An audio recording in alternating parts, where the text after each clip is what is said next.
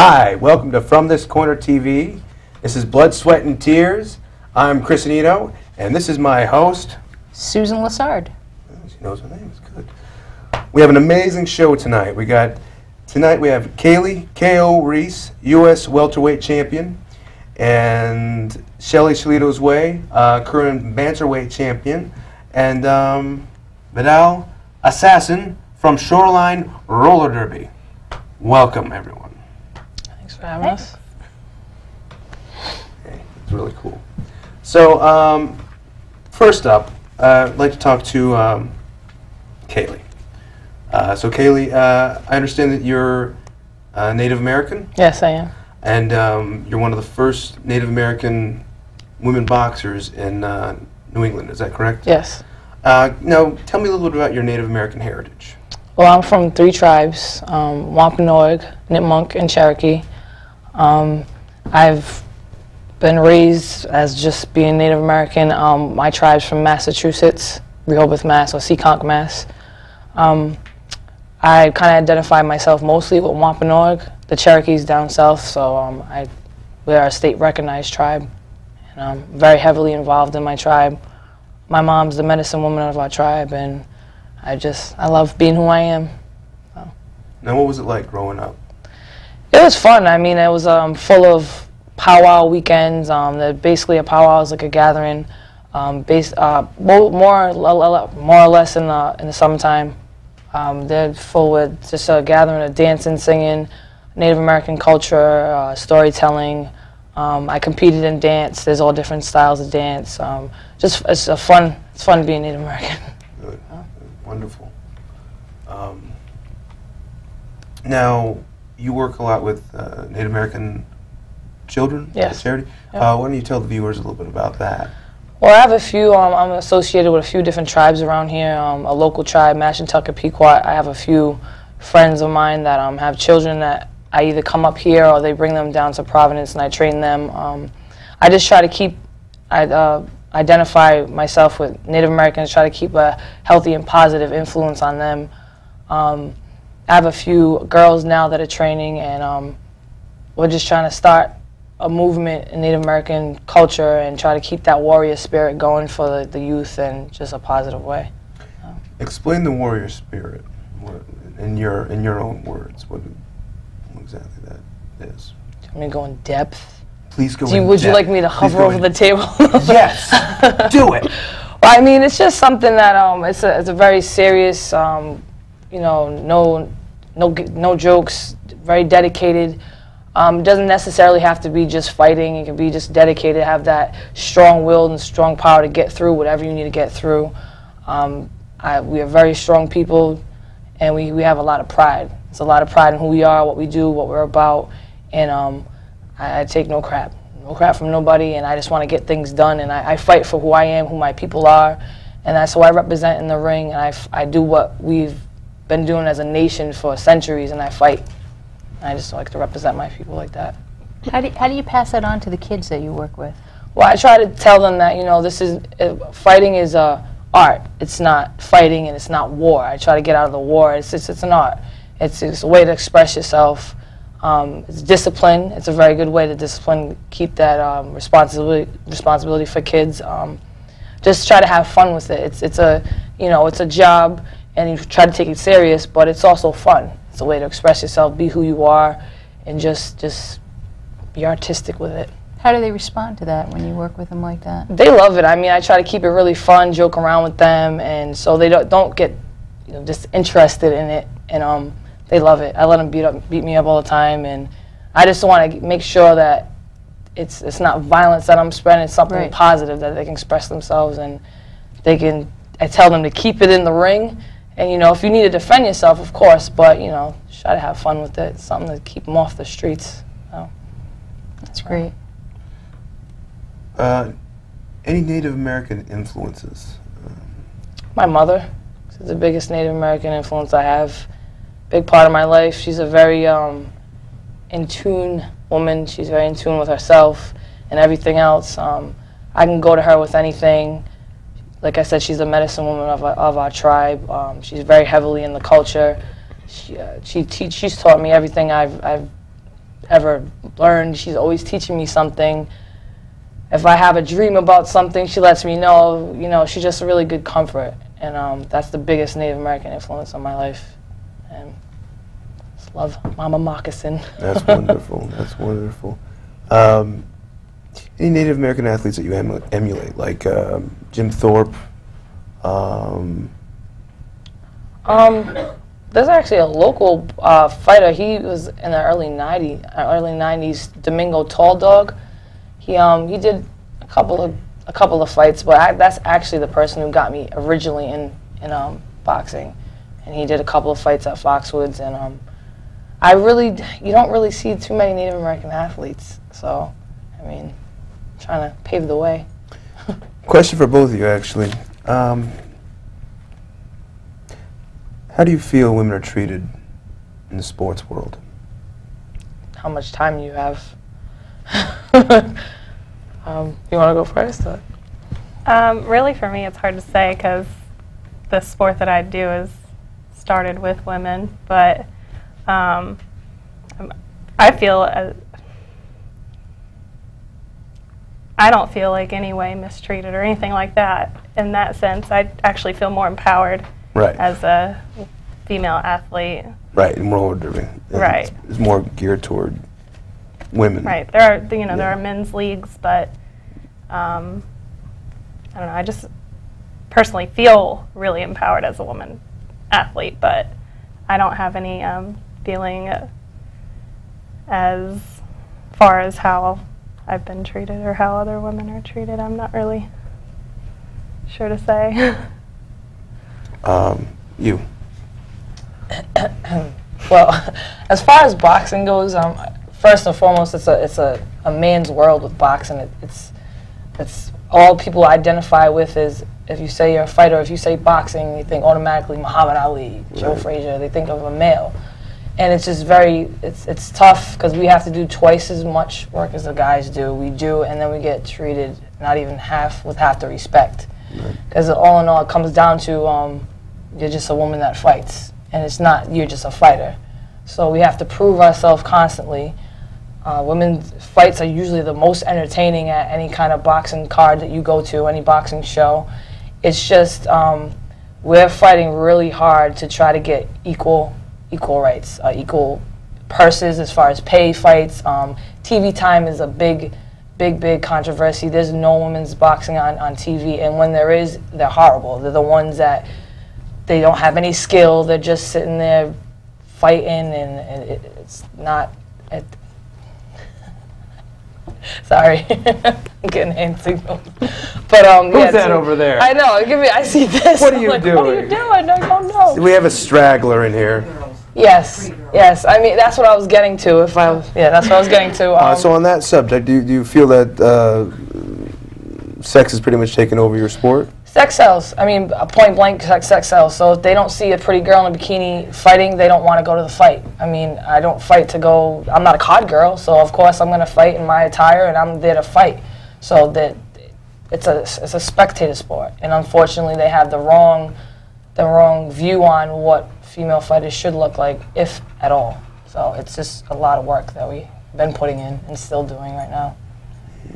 I think I can kind of relate to that one a little bit, because a lot of people, when they come to see roller derby, they think they're coming to see a bunch of girls in fishnets and booty shorts, but actually if you look on my team when we play, most of us aren't wearing that when we're playing. We're playing to play the sport. We're not there to show off skin or what most people expect derby is from what it was when they watched it back in the 70s or whatever.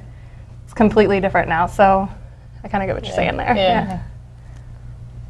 Let's talk a little bit about your training. Or let's start with this. How did you first get interested in it? Because you said you started off and you did a lot of dancing and stuff with your tribe. Yes. So at what point did you decide to jump into boxing? Well, the dancing with my tribe, it's more or less a culture thing. It wasn't really anything like that was kind of like a sport or not a sport. It's just something who I am and continue to do. I've always been a sporty kid growing up, basketball, softball, But for whatever reason, I always thought that boxing wasn't around here. I thought it like in the movies like Rocky, and it just didn't exist. So you thought about it when you were young? I thought about it all the time. I always wanted to be a fighter, but I just, for whatever reason, didn't think it was around here. Very sporty. I started asking around and found... At what age did you start? I was 13. 13, 14, I started getting trained actually at my house. My mom's friend, Domingo Tall Dog, who I mentioned, he came over, showed me a few things, and he hung a bag in my garage, or the little shed I had. And after that, I actually got introduced to Peter Manfredo in Pawtucket. His gym was in Pawtucket, Rhode Island at that time. Went in there, checked it out. I was about 15 at that time, and took a class, and it was all uphill from there. I loved it. I fell in love with it. And I was always in my head, though. I always wanted to fight. So you say it was always in your head that you wanted to fight, but where did you get that from? Was it something you watched on TV, or? It's very cliche, but it was Rocky. I saw Rocky, and I saw it, and I always saw the HBO's, like before the movie came on. I was like, I want to do that. And I was always, I gotta say, I was always in the, outside fighting the boys, and it was fun. So I thought, hey, why not get paid for it? So. Yeah, the eye of the tiger, didn't you? I did. I was Liger. I had a tiger. Liger. Tiger, same thing. That's a liger, not a tiger. Yeah. So you started at age 13? Yes. And you started training? Yes, when did you start getting into, like, physically boxing other people? The first time I sparred was, I was 15. I sparred, we was taking Peter Manfredo had classes every week, so I would take the class. And the class was fun, but I was, I wanted more, so I sparred somebody in the class. She had a couple of fights, and she was supposed to beat me up, but it kind of turned around a little bit. So about 14, 15, I started sparring, and my first fight was at one of his shows he had at his gym. I was 16. I fought a kickboxer, and she kicked my behind because she was a kickboxer, and she was older, but I loved it, bloody nose and everything. So around 15, 16, I actually started physically getting into it and competing, going to tournaments and stuff. Okay. I'm going to ask you more about your training. Let's switch over to you. When did you start getting into...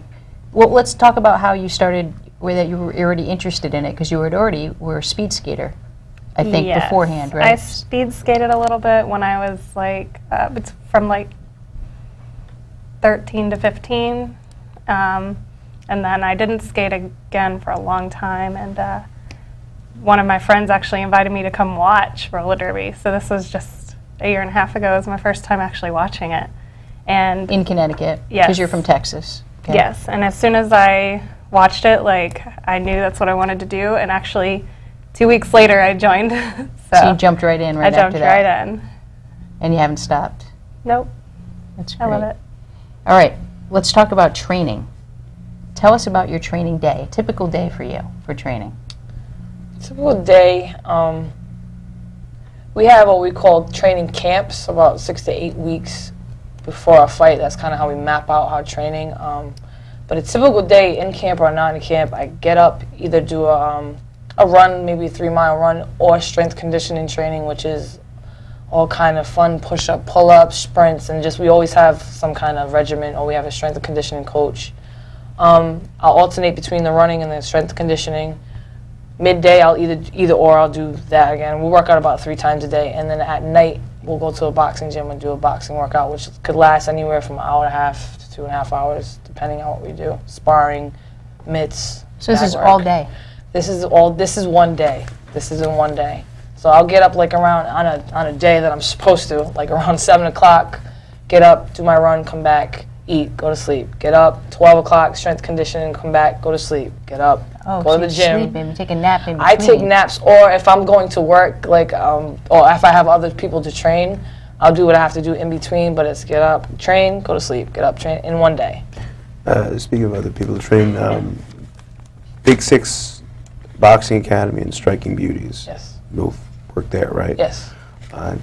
Explain What what you do there. What I do. At Striking Beauties, I do some personal training there, but I mostly teach strength and conditioning classes and also boxing classes. Right. They vary between, some days we'll do just strength and conditioning, or we'll do a lot of running. But boxing class is just basic outline of how it would be like to train like a boxer. Sometimes we'll just do drills. I do that, I have 8 classes a week now. So on 3 or 4 days at Big Six Boxing Academy. It's more or less like a real deal, down dirty, gritty boxing gym. I do train most of my kids there though, and it's a little smaller and there's a lot more pros there, so it's like real deal training, really crammed. It's home. That's why I train most of my kids there. That's the way you want to get trained. It doesn't smell like sweat, it's not real. No, or blood. Yeah. Or tears. Oh, no tears. How about your training? What do you do? We practice twice a week right now. We do 1 3-hour practice and 1 2-hour practice, and do a lot of skating, pretty much the entire practice. Yep. A lot of endurance. Just we have to push each other and pull each other to gain the strength in our core and our legs. You have to, there's certain guidelines that you have to follow in order to skate. It's kind of like a tryout, right? In order to be a roller derby girl, right? Sort of, yeah. Before we can actually play each other and be hit, there are certain assessments you have to pass because you have to be safe. You know, if you don't know how to skate and you get hit, you go flying. Well, you're going to get injured or injure somebody else. So. Right, well, don't you have to like circle the rink a certain amount of times in like 2 minutes or something? We have to be able to do 27 laps in 5 minutes. Oh my God. No. That is a requirement to play. That is part of the endurance, I guess. That's terrible. But there are a lot of other things that are required of us as far as, you know, knowing how to fall properly. We assess on that. And you're talking about pulling, so you have to learn how to do that without injuring each other when you do that? Yes, yes. And pushing. So if you don't know how to push somebody correctly, you're going to push them right down or you're going to go down with them. And so, yeah. Real quick, we've only got 5 minutes left. Recently, one of their roller derby girls had a horrible accident. She had broken her neck. She shattered 2 discs in her neck. Yes. Right. And her name was Fun Size. Fun Size Fury. Fun Size Fury, and we recently had you recently had a fundraiser for that, right? Yes, we had about 40 to 50 skaters come from the entire region, you know, from Massachusetts, New York, Rhode Island, here in Connecticut, and we managed to raise just over $1,700 for her. That's great. That's really great. And we are actually still accepting donations. She's actually just found out she has to have another surgery next month. So it's like a big family community. Yes, we are definitely we're definitely like a family. I understand you guys are still recruiting? We are. We are recruiting skaters, referees, non-skating officials. Referees and non-skating officials are all volunteers, so they're not required to have a specific commitment. But if anybody's interested in coming, they can come on Tuesday nights from... Do it! Sounds fun. You can't punch them, though. Lots of fun. You can't. But they can come on Tuesday nights from 8:30 to 10:30 is our Tuesday practice, and they can come check us out and see if they like it. And you have to be 18 or older with your own insurance, and that's all we require to get started. Well, that's very good. Actually, we have some highlights from that night.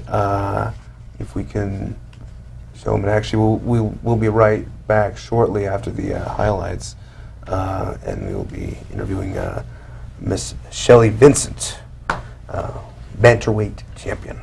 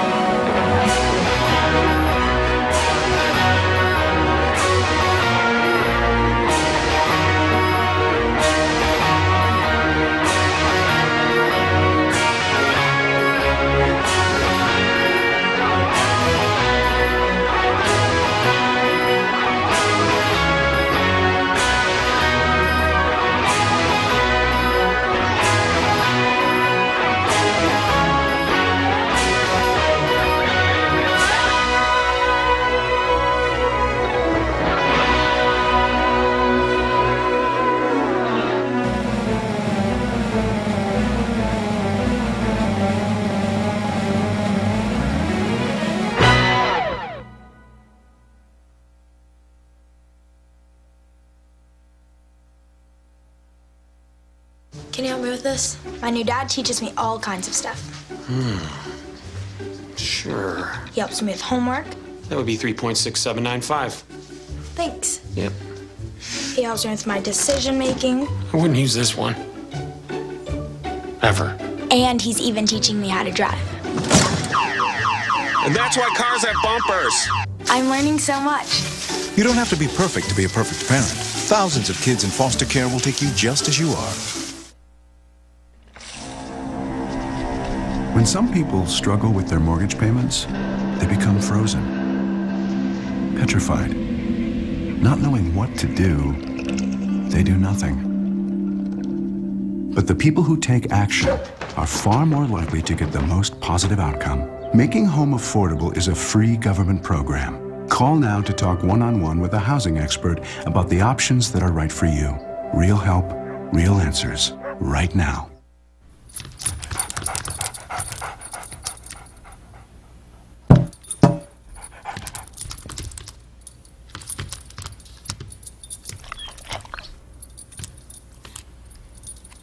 There's a shelter pet who wants to meet you. Meet one today. Visit theshelterpetproject.org. Adopt.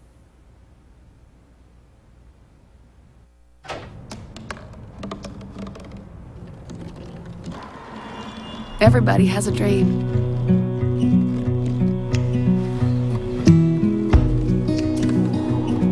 Mine was to see the ocean. And with a little help, I made it.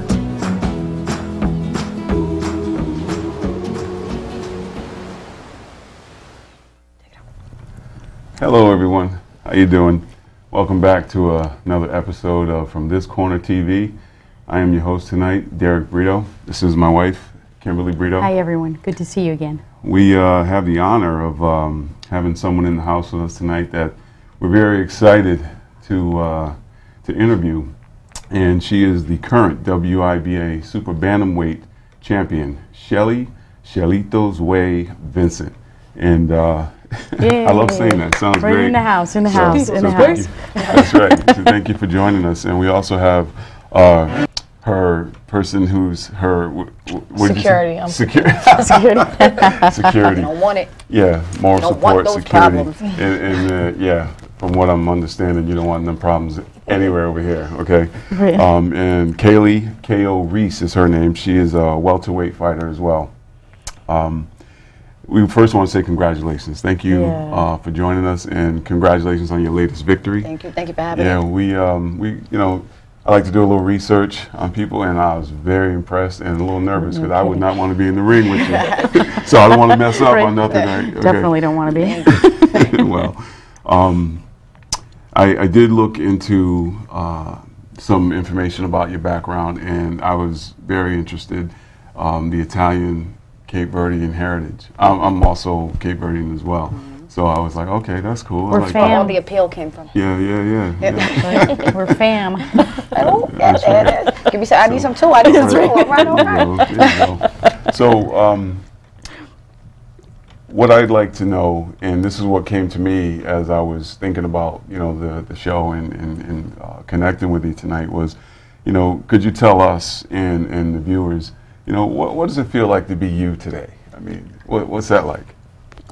It feels amazing. It feels great, especially seeing the background that I had when I was a youth. I had a very rough life, and dealt with a lot of ups and downs. But I fought through that, and to be where I am today, seeing myself on billboards, having the cardboard cutouts, all the kids looking up to me. Mostly, that's what really makes me like, wow, Shelly, like, you know what I'm saying, like. Wow, I used to hate being me, and now I love being me. I used, you know, so, and it just, you know what I'm saying, it's a beautiful thing, and I'm blessed to have dug out the hole that I dug out of, and be to where I'm at right now, because I became very successful in the sport very fast, and I'm just trying to motivate and stay there and remain happy and smiling now these days. Okay, so that's fabulous. That's a great answer, and I like the way you put it. It's very encouraging, and that's what I get from a lot of the information that you know, looked up, and because, you know, I'm not a big boxing fan. I follow a lot, you know, some of You're the. gonna be now. Yeah, I am. So now I'm checking. When's their next fight? I gotta go check this out. So, you live in Providence now. Yes. Yes. Yep. But you're originally from New London. Yes. Yeah. What's it like, the transition? I mean, it's pretty much the same in I love New London. I'm from New London. New London's what made, you know what I'm saying? It made me. I say Providence is what saved my life. But it's all right. I mean, it's more business down there. It's more. I'm with my manager. I'm with KO all the time, and it's just all boxing. It's all business now, and we gotta focus. We train like 6 hours a day. All we do is sleep, eat, and train, and so it's a little bit different. It's just more business and staying focused now. When it's home, it's more relaxed and having a good time. But it's pretty much the same. Yeah. How often do you get back home? Not enough. Not enough. Not enough. A lot of people are upset that I'm not home a lot, but I'm at the point in my career where the fights are getting harder. That they're getting longer. The fights are getting longer and everything. So I really have to work 10 times what I was already doing. Because now I'm elite, and I'm up here with all these elite fighters now. So I'm actually top 10 in the world, second in the U.S. Yeah, we were reading that. WBC and all that. So all major sanctions. So the fights are not going to get easier. And at the same time, trying to fight for my rights and women empowerment in the sport. So it's like we're constantly, we're either in the car, training, eating, sleeping, in the car again. Most of our videos in the car. Yeah, our videos are dope. YouTube with people. But there we go, yeah. Yeah, so but it's all we do is train all day. Yeah. Work and train. So work and train, that's it. That leads me to wonder, as far as the sport is concerned, you know, I know in a lot of cases for women it's an uphill battle. What have you seen change since you've been involved, and what would you like to see change?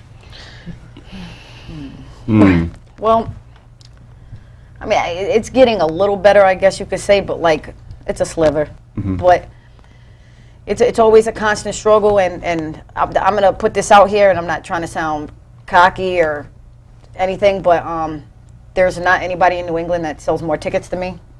There's not nobody in New England that I'm the top seller out here, and I fill the place up. We're working 2 times as hard as the men do, and that we don't get not even half of what we bring in, and not even close to what the guys make. And it's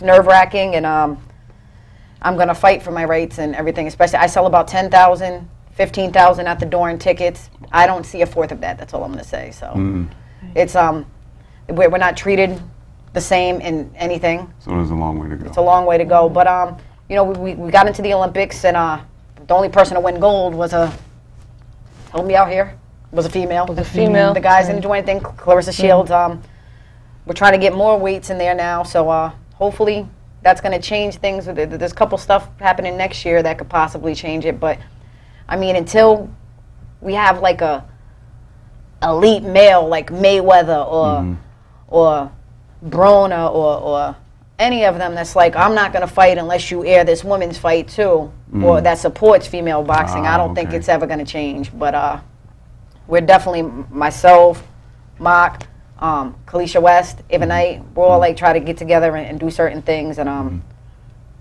get it out there. I'm actually formulating a foot team to have in the street to fight for our rights and everything too. So I'm all about women empowerment now. Cause, well, keep us posted on that. We definitely support it. Thank you. Yeah, you elite male boxers out there, you heard what she said, right? Gotta get a run for the money. I'll send Mark out there. She's gonna start slapping everybody up. Do you have a goal to participate in the Olympics yourself? Well, since you mentioned the other. They're actually in the process of possibly changing the rules, but for some reason the boxing part of the Olympics is amateurs. Okay, so, I see. So if you're being paid. So we're pros now, so we can't do that. But they're saying that possibly they're going to do it as long as you're under 15 fights as a pro. You can do a box off with the amateurs. Whoever wins would go in, but they haven't may set modify that yet. the criteria, Yeah. but that's not there yet. Yeah, but by the time that comes, we'll be way past 15 fights. Sure. Yeah. I mean, it's two different sports too. Amateur boxing is judged on points. Right. And pros it has a point system, but it's totally different. It's two Right. totally different sports. So. Style, ring generalship, power shots, all that's just totally scored different. Like amateurs was not for me. It was, I don't like the pity pat and boom, I like to bang, bang, we pick them. Yep. Pick them and they count. Yep. They count. When we throw 'em, you feel them. Those body shots count through. I saw that. Dig them, you gotta dig, hit my spot. Repeat them every Yeah, I saw a couple of your fights, and yeah, you were racking them up. The points were flying on the card. I saw that. I was like, wow, 2, 3, 4 pieces flying. I'm like, oh, you know, feeling bad for people. Another question. Go ahead. I was going to say, how do you've talked about overcoming a lot in your youth. How do you think that's prepared you for what you're doing now in terms of rights for the sport, you know, for what you're due in pay, Yep. notoriety, all of those things? Actually, I think that the struggle and all the abuse and I was sexually abused. I was also abused physically, and all that stuff. I actually think that that made me stronger and immune to being in the ring and fighting through something, because I was fighting every day just to live. Mm-hmm. And when I get in the ring, it comes that night. When you fighting me, you're fighting everybody that's been raped. You'll be fighting everybody that's been abused. You're fighting every little kid that's getting mistreated or bullied in school. You're fighting everything. You're fighting the demons of losing my mother at such a young age. Mm. That's the person I was the closest to. I lost my mother to leukemia. Mm-hmm. But that night, you're fighting me. You're fighting all those demons. So I think that's why I'm successful and why I haven't lost, because pretty much have to kill me fight night. Mm-hmm. You sure that's given you this perseverance, and you've been able to channel I think those things through your boxing. Yep. You are an inspiration. Thank you. And I appreciate that, and that's one of the things for me. You know, it's close to my heart, doing something for kids. Everything I do for kids everybody doesn't have, you know, mom serving cookies when they come home. Yep. It's more common, you know, for people to not have anybody. Right. But you've really overcome, and I appreciate everything you do to inspire kids to overcome. I mean, I always, for me, I ask to go to these schools and talk to these kids. I don't want money. I don't want anything. I raise money for cancer, and I give it because that's my way to give back to my mother and say thank you for being there for me. And you know, I wish I could have done something, but I'm not a doctor, so that's my way of giving back, so I could possibly help somebody not lose their mother and fight through that. And the reason why I'm so there for kids and I ask to do that is because I just want to be that person for all, as many as I can, that I wish that I had coming up, because I think my life would have been a lot different if I would have talked to somebody, and if I had, you know, it was, but it's, at that age you're so confused and you're young, I wish I knew things now that I knew then, and I want to be that person for those kids. Yes. So I mean, I have kids that inbox me all the time on Facebook, and oh, you really helped me get through this, you saved my life, I was suicidal or something, and but then I read your story or I listen to one of your interviews and it saved my life, and I thank you. All these kids write all these projects in school about me, and that's what keeps me going. That's what makes it worth, all right, to fight for the rights and keep going, because if I quit now because of this other stuff, then the kids are going to be like, well, you know, so I got to stay strong. You got to stay strong, and I got to fight for those kids to have their rights when they come up and get their chance to box and fight for titles and all that. Yes, yes. Now, you just described being that person for kids who may need someone to look up to and to help motivate them and help them to be strong to get through things that they might be dealing with. Who was that person in your life that had you to stop and maybe realize your potential, or maybe your passion for boxing? Who was that person? It was my mother, my stepfather, and my grandmother. Those had several. Those were all the people that those were the main people, you know. And the boxing wise, I chose the boxing because I was depressed and I didn't want to be abused anymore. So when I hit the bags, it released all that tension that I had in me, and I felt good after, and then I hate running, but then when you run, you feel great after. So because it releases the, it's not that bad. So you know, but then 5 miles watching Vinny Paz and Mike Tyson. Those are the two guys that I watched coming up because they're so small and they're beating all those big guys, especially Tyson. Tyson, yeah. I remember I had a meltdown when he got knocked out, like that was my father.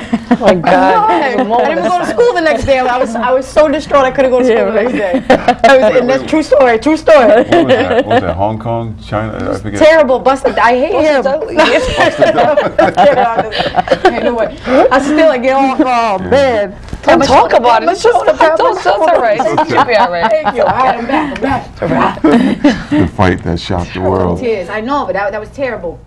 But I picked them because they're small guys and they got to beat these big, huge guys, and it's all thinking in there. So it's a chess game. It's all mental. People think you're just in there throwing your hands. It's not. It's very strategic, and well, that's why you study fighters before you fight and everything. But so and that's interesting because I wondered. I mean, you've got a stellar record. I'm looking at it right here, and you had very few amateur fights. Yeah, you kind of just jumped right in the big tank and went to town. Yeah, and that's awesome.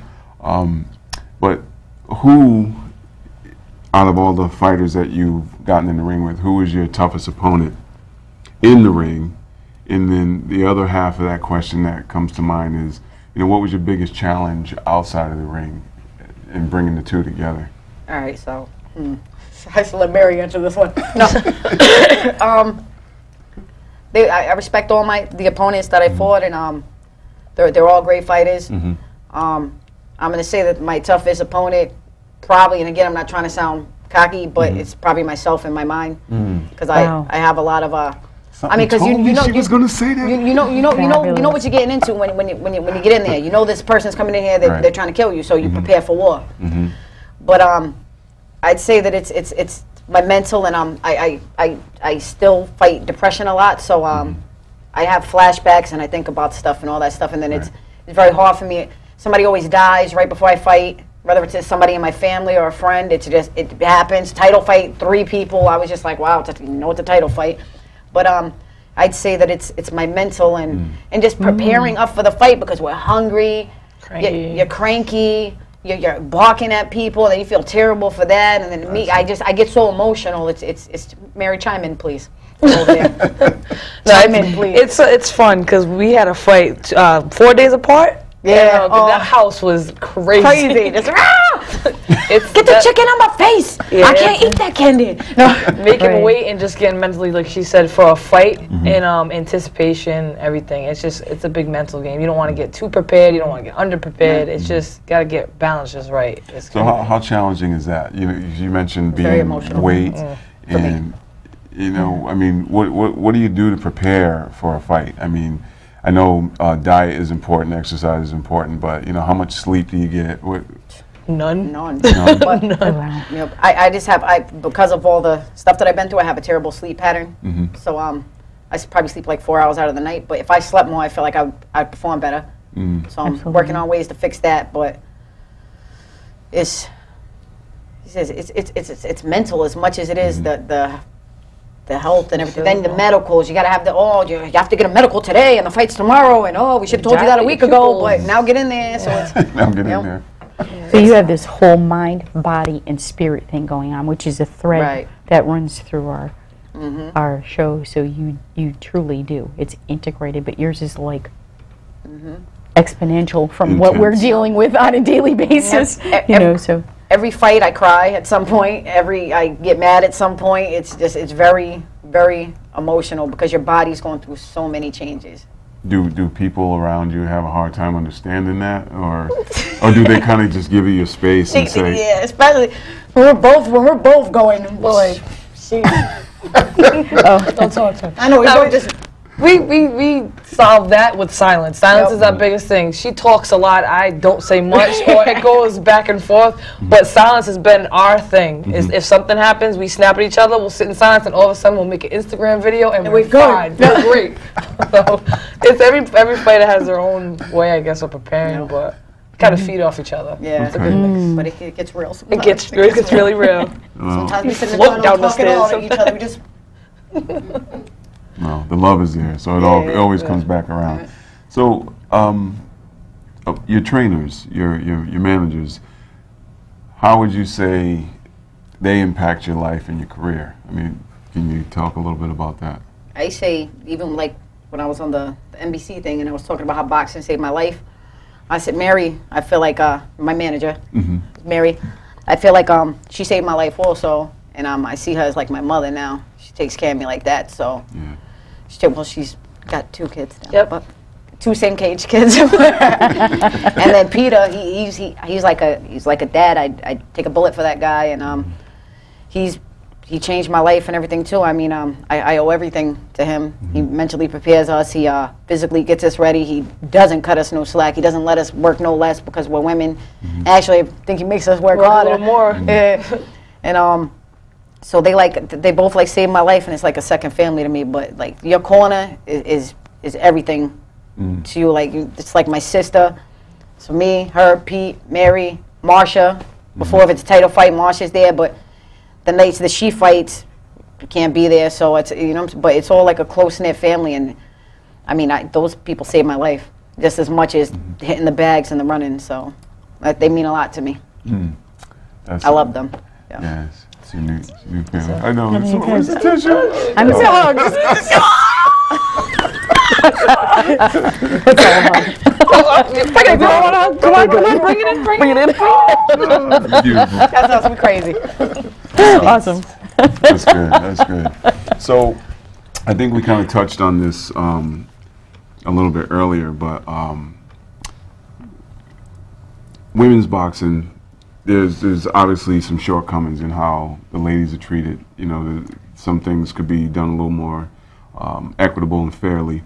What do you see down the road for women's boxing as far as, future considerations, in terms of like pay or billing, top billing? I mean, you kind of touched on it a little bit earlier, but it's just one of those things that stays in my head because I know things are not the way they should be. No, they're not. I mean, it could change. I mean, at one point we had Christy Martin, we had Lucia Riker and all them doing that. It's just, as she said earlier, they're putting the wrong females on, and when we do get the TV time, but it looks like there might be some TV time coming in, and it can change around, but it's just all about having the right women, and we also need a woman with some personality, and I mean, so I mean, it's like the guys. Like for example, the guys, they call each other out. Oh, you're a punk. I'm gonna blah, blah, blah. Right. I do that, and they're like, it's a problem. Oh, you're a girl. You can't do that. No, I'm half man, half amazing, and I'm actually gonna do that. So I mean, I called out this girl twice, and it actually, I got a lot of hate and I got a lot of love for it, but.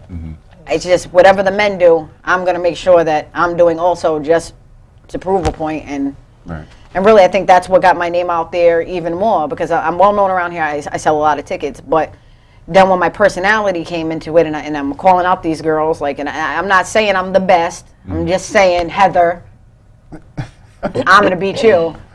So then she just called me back out. Her name's the Heat. I'm the Extinguisher. Get your tickets to that.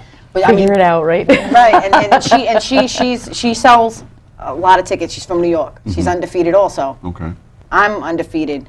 Now there's all this fighting going on, and now her fans want her to kill me, and my fans want me to dig up in her. So, I mean, we meet in the middle, and it could be a huge money fight, huge business fight, and great for women's boxing. Absolutely. So we have to get. You know what I'm saying? These names, like, get her on there fighting anybody, but you know what I'm saying? And then we also, like, with the MMA, the women all banded together. They have their own strike force and all that stuff. Now they all stuck together, and so they're on TV all the time. And also that's what we need to do as the women. And if force it to say, no, this needs to happen. Or we all just don't fight. I need a fight. It sounds like that would be difficult for you. Yeah. It sounds like it would be difficult for you to just not. No, yeah. Do you know what I mean? Like it's your blood. Yeah, I know where I get depressed if I don't train. Yeah. It's unfortunate, like she said, the Chrissy Martins and the Lucia Rikers, they retired, and the Layla Ali's, she got the name out there, but they died out when they retired, so almost the sport almost retired too. It's kind of sad because we still got up-and-coming great fighters. You still have people that still fight from their decade. It's just, we need those kind of people again. We're the CPR. Yes. We're going to bring it back to life. Going to bring it back. That's all right. That's our mission, that's our goal, and that's what we're doing. We got this. All right, then. We got this. Absolutely. Yeah. Looking forward to it. We start swinging these on the men. Hey, then you sell some tickets. You know, hey. And we're going to win. If we do, we're winning. Yes. Oh, yes. No doubt. Thoughts about it. No doubt. So, I was noticing the beautiful tattoos, and just curious, the motivation behind them. Yeah, they're all there for, you know, misfits. That's me at KO team we train. Okay. Boxing gloves. This is a wrap. When we fight, that's the wrap. So it says war on all the tape. You look at it, you realize, you know what I'm saying, we're going to war, so I put that there to remind me. That's why I use my hands. I got a Tyson here, huge portrait, and I got Muhammad Ali across the whole back of my back, and just, I don't know, it's just something about them tattoos when you're getting them, the pain that you feel and all that. I got my mother over here, and the way I see it is when I throw my jab, it's how they got me throw my jab properly. You throw your jab, you come out, your shoulders behind the chin, you catch it. My mom's still there to protect me, holding my chin. So I mean, that's why I put that's there. They all got their meanings though. Tyson, somebody that I really looked up to inside of the ring, and he's another person how he's turning his life around. Yes. Very good also. And I got the young Cassius Clay on my back because you know these are all people that I look up to. I'm actually going to do a collage of all the boxes that inspired me to get in there and made me want to get these belts. And do you have a belt on? Because I'll fight you guys right now. I think he does. Get you guys two. You guys got two on? Tag team? I am not getting in the ring with you. Yeah, and then I got this tattoo right here. Boy, Tommy Slocum, he's the best. No tattoos. But I got this one to, you know, it's like a change your world. You know what I'm saying? So they all mean something. And 10 fingers symbolize my 10 wins. The world being the no defeat. And, you know, every day I'm fighting, trying to change the world and That's all right. That's fabulous. Now, we know that you support multiple charities. Can you tell us a little bit about that and what charities they are? Well, I usually do the Haymakers for Hope. We do to leukemia. I do like the night walk, all that. I'm actually going to do a fundraiser April 12th.